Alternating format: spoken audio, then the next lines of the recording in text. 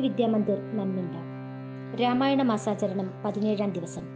ഇന്നത്തെ രാമായണ സന്ദേശം നൽകുന്നു സംപൂജ്യ സ്വാമി സത്സ്വരൂപാനന്ദജി, സംസ്ഥാന സെക്രട്ടറി, മാർഗദർശക മണ്ഡൽ, കേരളം.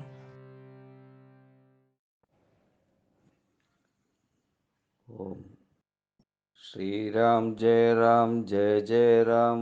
ഓം ശ്രീരാം ജയ രാം ജയ ജയ രാം. ഓം ശ്രീരാം ജയ രാം ജയ ജയ രാം.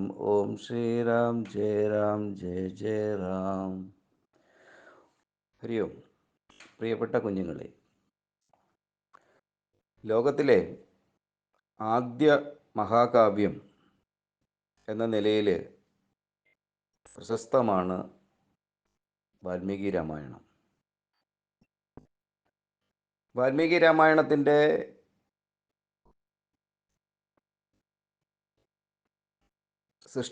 സൃഷ്ടിക്ക് അതിന് പിന്നിൽ വളരെ വ്യക്തമായ ചില ലക്ഷ്യങ്ങൾ കവിക്കുണ്ട്, ഋഷിക്കുണ്ട്. ആ ലക്ഷ്യം ലോകത്തിൽ എമ്പാടുമുള്ള ജനത്തെ, സമൂഹത്തെ, വ്യക്തികളെ, ജീവാത്മാക്കളെ വിശേഷ ഗുണങ്ങളുള്ളവരാക്കി ജീവിപ്പിക്കുക എന്നുള്ളതാണ്. വെറുതെ മൃഗതുല്യമായ ജീവിതം നയിച്ച് നശിപ്പിക്കുവാനുള്ളതല്ല ഈ നരജന്മം എന്ന വലിയ സന്ദേശമാണ് രാമായണം നൽകുന്നത്.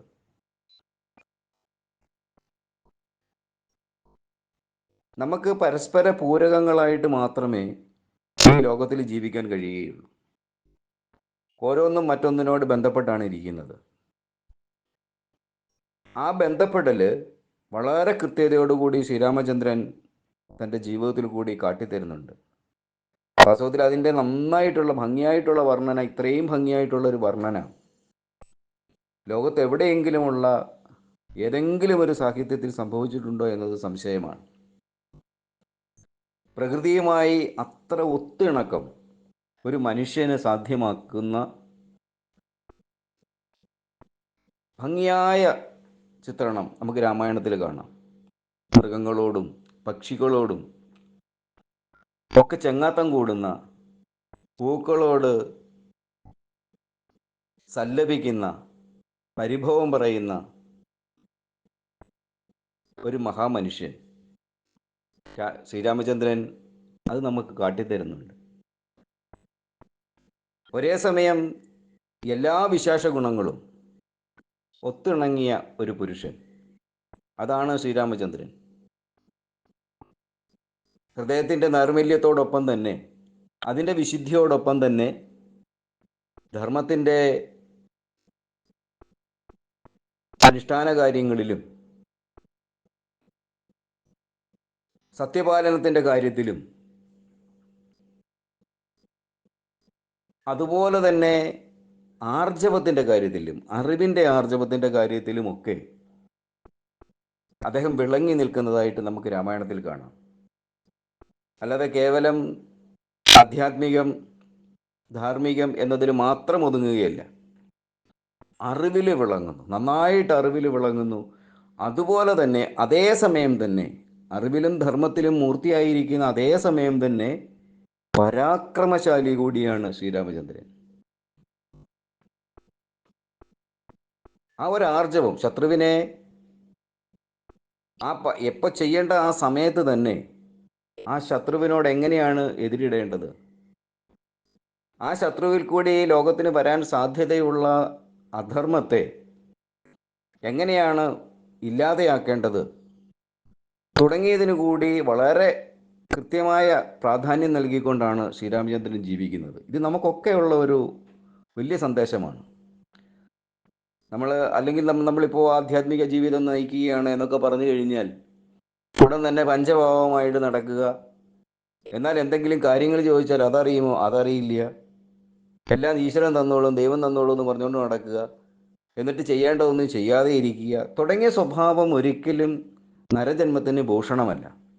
ചെയ്യേണ്ടത് നമ്മൾ കൃത്യമായിട്ടും ചെയ്ത് ആണ് നമ്മൾ ആ ഈശ്വരീയമായ ദൗത്യം ആ ബലം, ആ ആർജവം നമ്മൾ ലോകത്തിന് കാട്ടിക്കൊടുക്കേണ്ടത്.